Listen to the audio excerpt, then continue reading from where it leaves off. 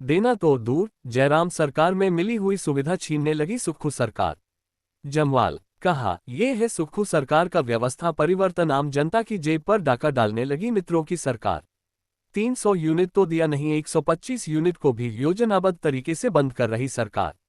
प्रदेश मंत्रिमंडल द्वारा बिजली बिलों पर मिल रही सब्सिडी को बंद करने को फैसले पर भाजपा ने कड़ा ऐतराज जताया है। प्रदेश में उपचुनाव और अपनी पत्नी के चुनाव को 2 दिन भी नहीं बीते और मुख्यमंत्री ने जनता पर महंगाई का चाबुक चला दिया। भाजपा के मुख्य प्रवक्ता राकेश जम्वाल ने कहा कि टैक्स अदा करने वालों की सब्सिडी बंद करने की आड़ में लिए गए इस फैसले से आम जनता प्रभावित होगी। उन्होंने आरोप लगाया कि सुक्खू सरकार आम जनता की जेब से पैसा निकालकर उसे अपने मित्रों पर लुटाएगी। राकेश जम्वाल ने कहा कि हिमाचल प्रदेश में ये जनविरोधी और स्वार्थी सरकार चल रही है। उन्होंने कहा कि मुख्यमंत्री सुक्खू अपने चेहतों को फायदा देने के लिए जनता के हितों पर कुठाराघात कर रहे हैं। अपनी सरकार को बचाए रखने के लिए हर एक चहेते को कैबिनेट रैंक से नवाज रहे हैं और अब उनका खर्च उठाने को लिए आम जनता पर बोझ डाल रहे हैं। राकेश जम्वाल ने कहा कि इस सरकार ने सत्ता में आते ही 1000 से ज्यादा जन सरोकार वाले संस्थान एक झटके में बंद कर दिए।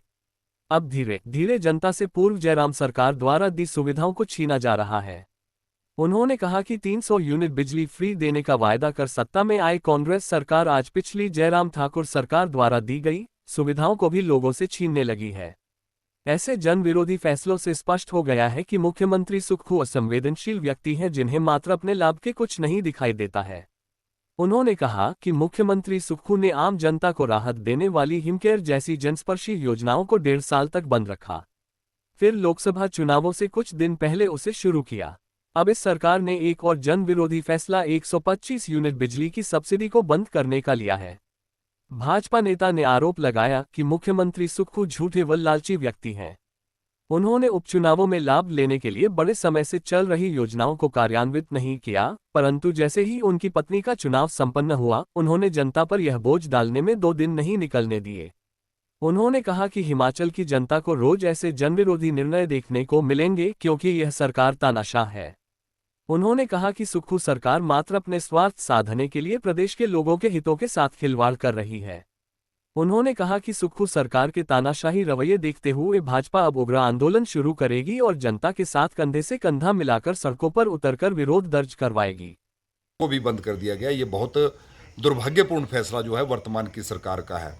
हमेशा कांग्रेस ने सत्ता में आने के लिए झूठ बोला, ठगी की, लोगों से झूठे वायदे किए, सत्ता हासिल की और सत्ता हासिल करने के पश्चात इस प्रकार से एक फैसले ले रहे हैं। जहां 1000 के करीब संस्थान भारतीय जनता पार्टी की सरकार के दौरान खोले गए कार्यालय और संस्थान, उनको एक ही नोटिफिकेशन के साथ रद्द कर दिया गया था।